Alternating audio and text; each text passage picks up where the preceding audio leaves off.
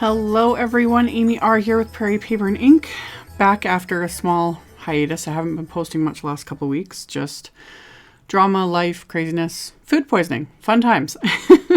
Anywho, I am back with this monster of a video with a ton of cards, and I am doing a whole bunch of Distress Oxide ink blending. So to start off with, I have my Wendy Vecchi station. That was what I laid down first. It's that metal mat that I've shown in previous videos that is magnetic, and then the Wendy Vecchi magnets, and I actually laid my Waffle flour water media mat over it because the magnets are strong enough to hold things down over this. I'm being completely redundant. It isn't necessary. I'm just experimenting, basically. So I love both mats for all the different reasons, and I just thought, hey, if I can combine both, why not? So what I'm doing is holding down a stencil from Studio Katia. This is the Floral Snowflake, and I'm blending directly onto my card base. And all my card bases are Simon Says Stamp's 120 pound smooth white cardstock. And I am doing the front of the card first, and then flipping the card base over and also blending onto the inside so that everything's kind of done, you know, all at once. And I'm doing two different color combos for all of my cards, just because I could, basically. I'm doing a pink combo here, which is Distress Oxides in Spun Sugar, Picked Raspberry, and Seedless Preserves. And then my other combo is Tumbled Glass, Chipped Sapphire, and Wilted Violet. So just kind of basic pinks and blues with some purple thrown in. I don't know why, I really love these combos for Christmas cards, you know, or just winter theme cards in general. There's just something about them. So with all of them, I am using my Ranger Mini Ink blending tool. I did a video quite some time ago, I'm not sure when, showing how I store these little foams because I have ones for every single color. I don't have handles for every single color, mostly because I still haven't figured out where I would store them all. It would be nice, but I don't have the space. So I store them all in a little, just the foams themselves in a little binder. You can search my channel for that. But anyway, I'm using the blending tools because that's actually what I prefer with these Oxide inks for the most part, especially when I'm doing a lot of blending because I've already got some ink in the foams and they just blend like butter. And I just find it's just the easiest kind of way to go, especially when I do entire like card fronts, which I'm going to get to in a few minutes. But you can also use the blending brushes. It's whatever sort of, you know, floats your boat. So I did two cards. I did the front of each card and the inside. And then I remembered I wanted to do envelopes too. So I would have done a card and then the envelope and then, you know, wiped off my stencil and gone to the next color combo. But with me, hindsight always. But I have like so many just boring white envelopes in my stash. You know, before we could get all the fun color ones and the, you know, self-adhesive flaps and all that, all the fun bells and whistles that we can get now. I have a massive amount of boring white envelopes. So I pulled out a bunch of them because I thought, why not? Why not start using them up while I'm making the cards? Because I'll never go back and do this, you know, when it's time to actually address the envelope. I'm not going to go pull out all my supplies to decorate the envelope for the card. So do it while making the cards. So that's what I did. Just holding that stencil in place and blending the exact same way. Just blending the inks right over it onto these envelopes. So it just gives it that little extra something. It really doesn't take that much time. And if you do it in the proper order, it'll take even less time. But with this, it wasn't that big of a deal because Oxide inks clean up really nicely. I just wipe the stencil down and it's good to go. So I did those first two with that stencil. And then this stencil, this is just the Snowflake stencil from Studio Katia. And for this one, I'm going to spray the back of the stencil with PIXIE spray. It's basically just a very light tack adhesive. With all things like this, highly recommend using a well-ventilated area. You know, don't be sitting there and in a closed room or in a closet and inhaling it. That's not good for you. But spray it very lightly. You let it sit for about a minute, you know, until it just dries a bit and becomes just, it's tacky. And it is a very light tack. It's definitely less tacky than a repositionable adhesive spray. I've used those before too with decent results. This isn't quite as sticky as that. And it almost sometimes feels like it's not tacky enough, and yet it'll hold the stencil perfectly. And the whole idea of the PIXIE spray is so that you can, you know, pull up a stencil off your cardstock and it won't tear your cardstock. So I'm still holding down the edges of the stencil with the magnets just to be safe. And around the outer edges where I'm doing my ink blending, I'm basically pressing and dragging the blending tool. Instead of doing circular motions like I normally do, I'll do the circular motions more towards the center, but any, you know, regardless of the stencil I'm using, if there's like open bits like this one where it's like all the little ends of the snowflake, I like to kind of just drag the blending tool across it and away. That way I'm not, you know, damaging the stencil, if that makes sense. So that's what I did on the outside of the card. And then I'm going to do the same thing on the inside, except I'm only going to adhere the stencil to the very just bottom portion of the inside of the card. And I barely pick up any of the first ink, which is the spun sugar again. And I haven't added any extra ink at first. And I'm just lightly, again, just kind of dragging it so it just fades right into the card. So really quick and simple, really, really easy. And then I have my picked raspberry, my seedless preserves. And then I'm going to do, this time remember to do the envelope before I go on to the next set of colors. So wipe off my matte here. That was also the reason why I chose to use the Waffle Flower Water Media Matte, because of the white surface. So I can see the ink, because I knew I was going to be playing around with a lot of ink blending, and I'm, you know, working directly on my envelopes, working directly on my card bases. So I didn't want to risk like getting a bunch of ink smears and fingerprints and all that all over everything. So trying a little harder to keep things clean. So again, I placed that stencil over the envelope this time, and then did the exact same thing. Just worked the color over the stencil, starting with the lightest, working to darkest. So spun sugar, picked raspberry, seedless preserves. And then I can peel off that stencil, and I've got my envelope and my card base done.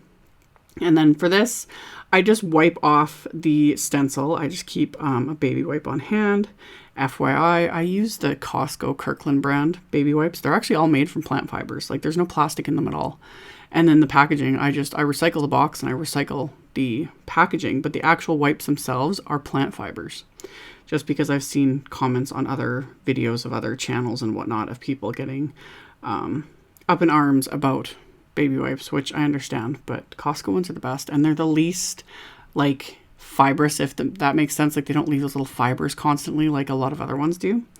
And plus I reuse them over, like, even the wipes themselves, I reuse them, and even when they dry out, I'll get them wet, or I use them to wipe up other things, and they just come in handy. So anyway, I wiped off the stencil.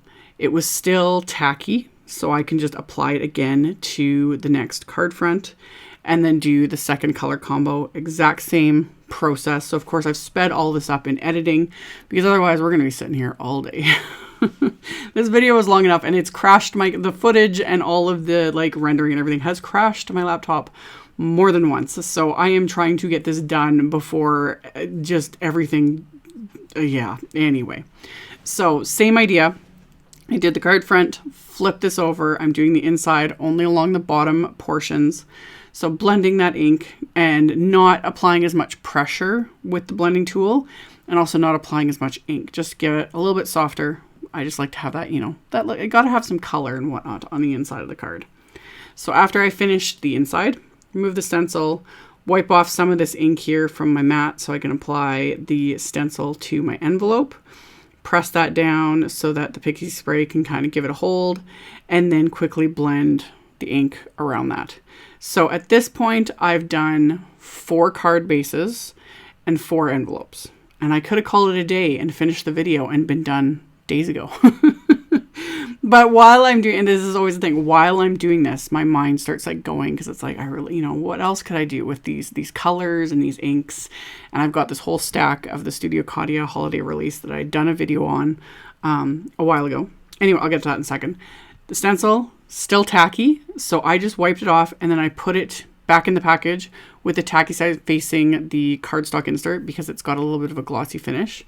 So more than likely, I can actually pull it out and use it again before ever having to like respray it. And you can also wash off that PIXIE spray, no problem, and then go on about your business. So, like I said, I finished those 4 cards, or at least did the bases. I haven't had sentiments or anything. But I've got, you know, these inks out and my mats and everything. So I was like, you know what, I'm going to do more card fronts, this time with just the ink. So these are just the same cardstock, card fronts, or whole cards really. And I am blending on the same inks in the same color combos. The only difference I did was I'm doing 2 at a time this time, and I just switched up, going from lightest to darkest. On one card, it went lightest to darkest, and on the other went darkest to lightest. just cuz. And heavy ink blending this time. I'm not too picky about the blend being perfect because these are going to get sprayed like everything else. And I'm also going to stamp over this, so it doesn't need to be a perfect blend because you're not going to notice it as much. So I did the 2 card fronts with the pinks, and then I'm doing the exact same thing now with the blue shades. Exact same process.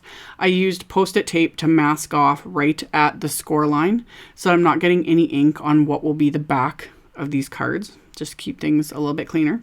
And of course I'd wiped off my water media mat between, like after doing the pinks, wiped all that off so I don't get any of the ink, you know, smeared onto these card bases.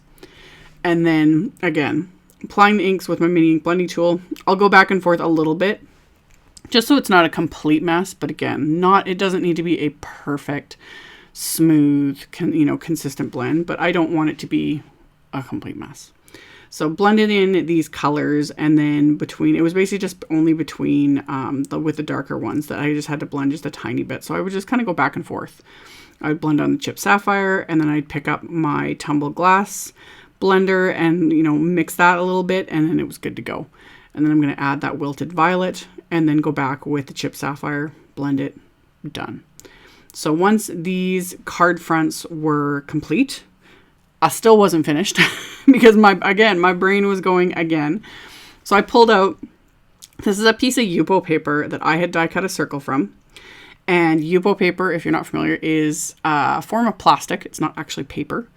And I had done videos a while ago with the distress oxide sprays and distress sprays and doing these crazy backgrounds and stuff. And I kept all those YUPO paper pieces from that because you can just reuse them over and over again. So I'm just using this as a mask. I could die cut a mask from masking paper, but usually they're only one-time use, etc. This is perfect. So what I did though, because the way this circle was die cut kind of off center on the YUPO paper, and I wanted the circle centered on my card front, to make that work, I first taped off at the score line of my card base just so I could see it. And then I was holding it up to the light so I could kind of center that circle where I wanted on my card front. And now this time I'm just working right on the Wendy Vecchi mat because it was just the way it was. And then I'm just holding down that YUPO paper on top of my card front. I've taped down a little bit because it was a little bit short on the side and I didn't want to get any ink there. And then I'm just blending the ink. So this way it's masking off all the cards. So all I've got is that exposed circle. And because it's YUPO paper, I can wipe it off between colors. And then I will save this after for other projects. And YUPO paper will still stain, even though it's like that plastic substrate, whatever it's made out of. It will stain, but it wipes off. And I have reused this so many times. So it's come in quite handy, and I've saved the circles too. They're in the package with my circle wafer dies. So whenever I need something like that, I'll just keep reusing it. So I did the first one, wiped off my YUPO paper stencil, and then I dried it quickly just so I don't get any, wet marks or anything on my card front, and then did the exact same process. So I just taped off the score line so that I could just see it properly, lined up that circle where I wanted it, holding it down, and then blending on these inks. So now I have a whole bunch of card bases, either stenciled with these inks or full-on color blends, or in this case, masked with the color blends. And this is a great way too, if you're in a funk, is to do things like this. Just play, just play and create backgrounds without having the need to make cards. Maybe come back to it later. It's just fun to play. So now I'm going to add some shimmer. And I've got my sheer shimmer sparkle mix here from Imagine Crafts. The shimmer settles to the bottom like any product like this. So you want to make sure you mix it up really, really well to get that sparkle all dispersed. And I'm actually going to cover my work surface first. This is just a flour sack cloth that I've had for a while. I've shown this in a bunch of videos. It gets stained. And when it gets really stained, I just throw it in the washing machine and wash it with my, microfiber cloth and other cleaning cloths and whatnot. But I just did that because this sparkle spray, even when using my splat box, it just kind of wants to travel everywhere, which I'm fine with to a degree. But I don't like getting it all over my work surface too much because it can start to build up. So I've just laid that out, got my splat box, and then I'm spraying all of these card fronts with that sparkle spray, holding it up fairly high just to get a nice mist. I don't mind, like some of it, I do get some like splats and splatters of it, and I'm okay with that because it's shimmery and sparkly and gorgeous. It doesn't look like anything in the video. I will, later on in the video, I'll turn on my flashlight on my phone and show you guys like just how sparkly it is. It's just gorgeous. So I spray all of these, everything except for the masked circle blends. Those two, I'm showing right now what I'm going to do with them. Rather than spray them with the shimmer, I'm actually going to use the SNOW-FETTI stencil from Studio Katia, holding that into place, and I'm actually going to apply the moonstone glimmer paste from Tonic that I'm just love, absolutely love. So I keep my jar sealed with a bit of press and seal. Plastic wrap will work too. You could even use probably tin foil. But I keep that sealed between, like on the actual jar, and then put the lid over that. One, it helps keep the glitter paste from drying out as quickly. I've mentioned this in other videos. And two, it also helps prevent me from sealing the lids closed. Because especially with glitter paste, if you seal the lids closed, it is almost impossible to get back into those jars. Oh man, like literally hammering on it on the edge of a counter. Chris has tried helping me sometimes, and I have sealed a couple of the jars completely shut until I started doing the whole press and seal and cleaning the threads. Like clean the threads of your jars. If you've really gotten messy with this stuff, clean the thread of your jars, put a piece of plastic wrap over it, then put the lid on it. And that should not only preserve your glitter paste from drying out too quickly, but also keep you from being incredibly frustrated when you've got a full jar of glitter paste and you can't get into it. So I applied it to both those card fronts. Kind of messy. I didn't want it perfect. I just applied it with spatula. And then I washed off my stencil and my spatulas, like washed them off immediately. Because again, glitter paste, it is incredibly difficult, if not impossible, to remove once it's dry. It's beautiful. I love working with it. Just the biggest thing to remember is just make sure you clean up your stencils immediately afterwards. So I cleaned it up. And then while I had that stencil out, I did some quick blending on a couple of coordinating envelopes with that same stencil. This time I'm using a blender brush. These are Studio Katia's blender brushes because this stencil is very detailed.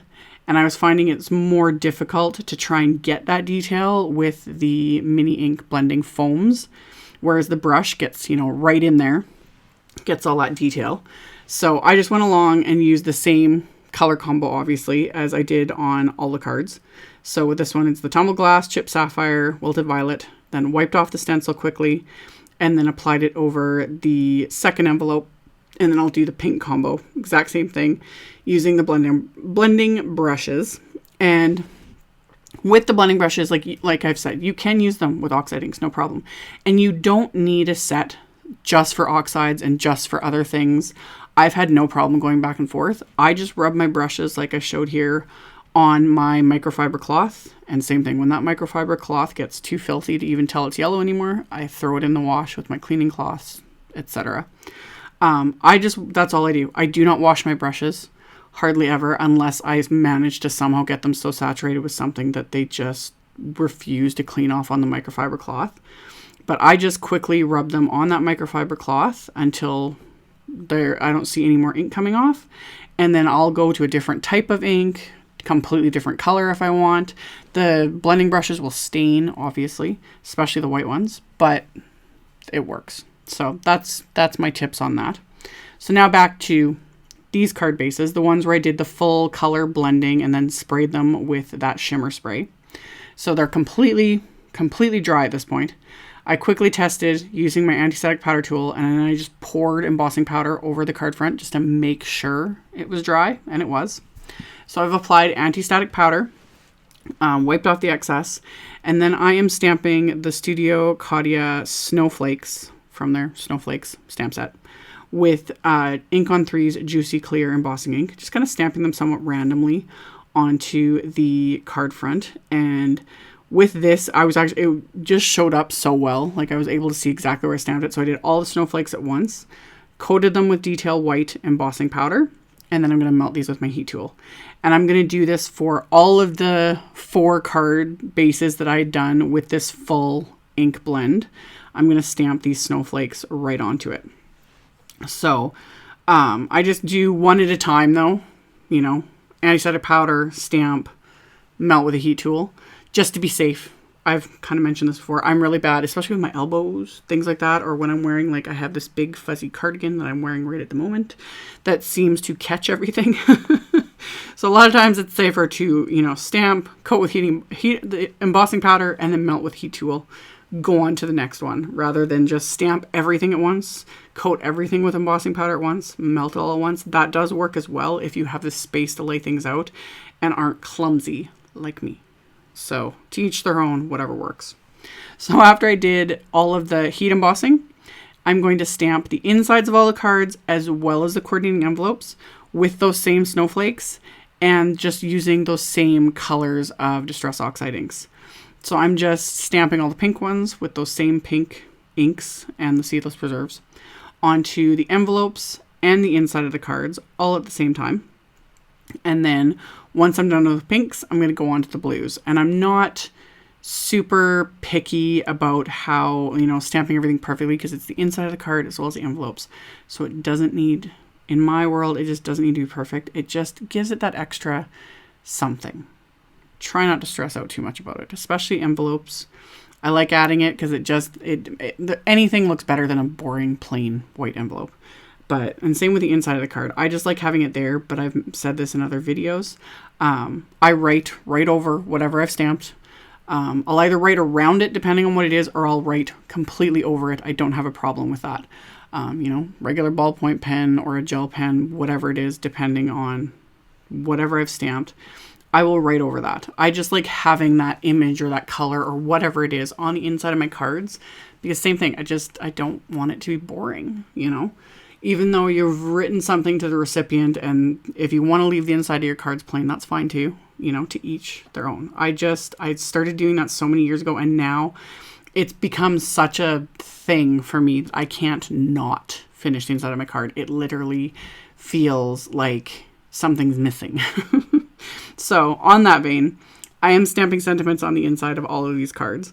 I'm just using a sentiment from my big surprise, absolute favorite of this year, like Christmas sentiment stamp set. This is the Simon Says Stamp Holiday Greetings Mix 1 stamp set. I have used this so many times, and using just my favorite sentiment, and I actually just used this one sentiment on the inside of all the cards. Doing this many all at once, or, you know, in however long it took me, it was just easier to use just one sentiment rather than mixing it up and doing different ones on every single card. So then this way I could just line everything up in my mini Misty.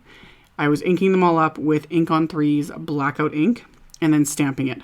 So all of the stenciled cards and all of the backgrounds that I'd done and then stamped with the snowflakes all got that stamped.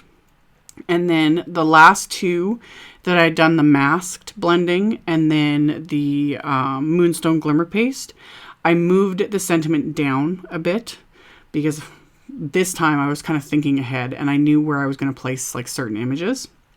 So got all the insides of my cards done. So now all I have to do is just kind of complete these cards. So for all of the stenciled and blended cards, I just used sentiments from the Poinsettia border stamp set from Studio Katia. And I white heat embossed that sentiment onto black cardstock. Just Merry Christmas. Simple, easy. Did the same one for all of them. I loved the font of that Merry. It was just perfect. So I had stamped and heat embossed all those pieces. And then I coated all of them with Simon's Big Mama foam tape. Just stuck that on the back. So all I had to do is peel that off and then pop that into place with all of these cards. So all 8, all 8 of these cards got this stamp set or sentiment. And I just kind of placed it somewhat wherever. With those 2 that I did it right in the center of the snowflake. And then with all these other ones, I kind of placed it just wherever I thought it would look nice. And then as a final bit of embellishment with these ones, I used Studio Katia's Icy Sparkle crystals. They're basically clear crystals with like a silvery iridescent sparkle embedded in them. Love. So I put that on all of them. So not only are they shimmery from the spray, but it also has more bling. And I've turned the flashlight on my phone here so you guys can kind of get an idea of just how sparkly these are.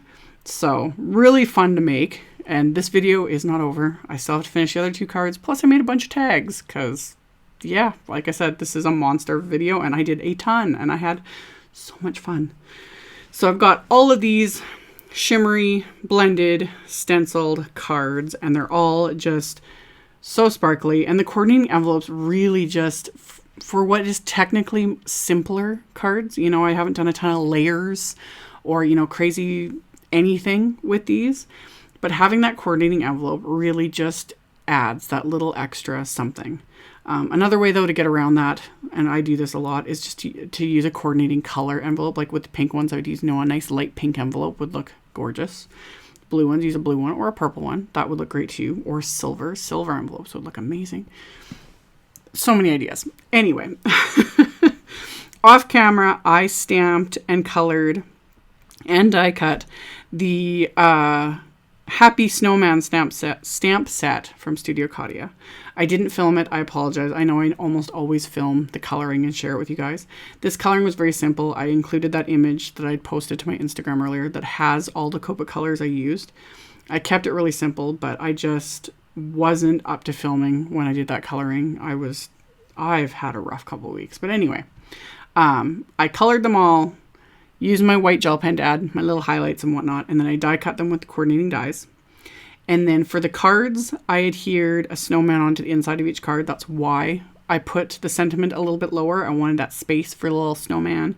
And his toque, it is a toque. It is not a beanie. It is not a cap. It is not a hat. I am Canadian and it's a toque. I know. Anyway, just my rant of the day. One of my rants today. He got his toque, stuck him on the inside of the card, and then on the outside of the card, I had adhered the tree that's in the set. The tree I stamped with Distressed Oxide ink in Evergreen Bow, and die cut everything. And then I adhered that directly with Studio Katia's liquid glue. And then the snowman and the sentiments I adhered with Big Mama foam tape. The sentiment is from that same Happy Snowman stamp set, same thing. White heat embossed on black cardstock and then trimmed out. And then I decorated the tree with a couple of ornaments from the set as well. And then once that's adhered, these cards are complete. So I've got the sparkly and the ink blending and the little snowman and the sentiment on the inside, and then the coordinating envelopes that I showed earlier how I made. So just really fun. And I guess I keep saying everything was easy because it's like I'm editing now. And they were. I just put a lot of time into making a ton of them. But yeah, pretty simple, basic cards for the most part. So these two are done. And while I had done all the coloring of the snowman, I actually did several more. I'd also done some backgrounds because I wanted to show how to assemble these tags. Because I showed them in the release and review video I had done, but I hadn't actually shown how to assemble them. So this is the slider tag die set from Studio Katia. There's 3 large dies in here that cut the front of the tag, the slider piece, and the back of the tag. And then there's a bunch of little other elements. There's words and little mini tags and all kinds of, this set is huge. But I just used the 3 basic dies as well as the little hole reinforcer wafer die. And I had done a few backgrounds with those same Distress Oxide inks. I had blended the colors onto the white cardstock, sprayed it with the sparkle spray. Once it was dry, I die cut it with what is the front of the slider tag die set. So it die cuts the tag and this window. And all you have to do, because it already scores it, is you fold it kind of accordion style. And with both of this die and the center die, there's a little mark there that I pointed out. And it just embosses a tiny little embossed notch in the center of, I'll call it the accordion, and the center of the tag that's going to slide. And the reason it does that is so you can line these up. It's genius. Completely genius. At first I was like, why is this here? But then when I was actually lining it up, I was like, oh, I like when people do the thinking for me so that I don't have to. So all you need to do is apply adhesive to that little bottom portion of the accordion. Nowhere else. You just apply a bit of adhesive and then you line those 2 little notches up. Super quick and simple. It's centered and it's ready to go. So I'm going to do this with both of these. I'm just using 1/8 inch score tape. You can use liquid adhesive. You just got to be careful to make sure it's only applied where it's needed and you don't want it oozing out anywhere. So I peel off the backing and then I line up those 2 little notches. So the bottom of the slider piece is adhered and lined up with the little accordion piece. So now I have this flipped over and I'm only applying the score tape along the 2 sides and the bottom of these tags, because you want to leave that entire center portion free and clear so that it can move up and down. So I apply the 1/8 inch score tape along each side, and then I just put 2 pieces along the bottom here.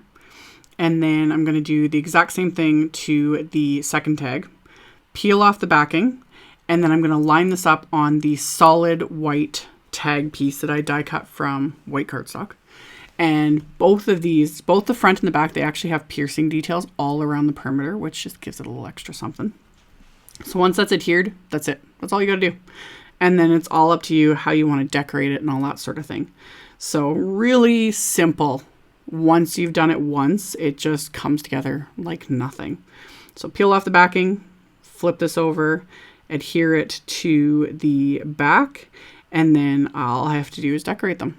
So I had die cut, like I'd said, the fronts from that blended cardstock, and then I die cut the whole reinforcers from the scraps of those pieces as well, just as an extra little something. And then before I had assembled everything, I had white heat embossed sentiments from the Gift Tag Greetings Winter stamp set, just as a little extra something.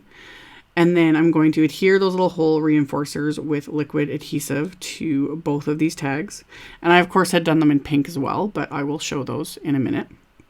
And then for the insides of these, you could leave it blank and then write to the recipient, or in this case, I'm just stamping another sentiment on the inside of each one from that Gift Tag Greetings Winter stamp set. And then I would just write on the back of these because they're a good size little tag. And then you can just write the to from whatever you want on the back of them. And then to decorate them, the only thing you want to be aware of is you only want to adhere to, I guess I'd call this the middle portion of the accordion. There's like the top portion, the middle, and then that bottom piece that's adhered to the slider. You want to make sure nothing is adhered or there's no adhesive past that middle portion, because otherwise it's not going to move up and down, or you could end up like gluing it shut completely. So I only apply glue to kind of the bottom portion of all of these pieces that I'm adhering, which are all the tree and snowman and stuff from the Happy Snowman set. So I just adhered those into place, and then I'm going to add more of those icy sparkle crystals to all of these, just for that extra bling. And then turned on my flashlight again so you guys can see the sparkle. And then I also added a bunch of black and white baker's twine to all of these tags, and that finishes them off, and that actually finishes the video off. So thank you so much if you sat through this entire episode. I think this is one of the longest videos I've ever done that wasn't just me, talking or rambling or whatever, in a sense of like creating projects. Anyway, thank you all so much for watching. I will have links to everything in the description box below the video, as well as to my blog. I'll have pictures and everything on my blog. Picture links to everything, all of that will be in my blog post, linked directly below the video, so you can check it out if you're interested. Thank you all so much for watching, subscribing, thumbs upping, commenting, everything. I really appreciate it. I will see you all very soon, hopefully in the next video. Bye.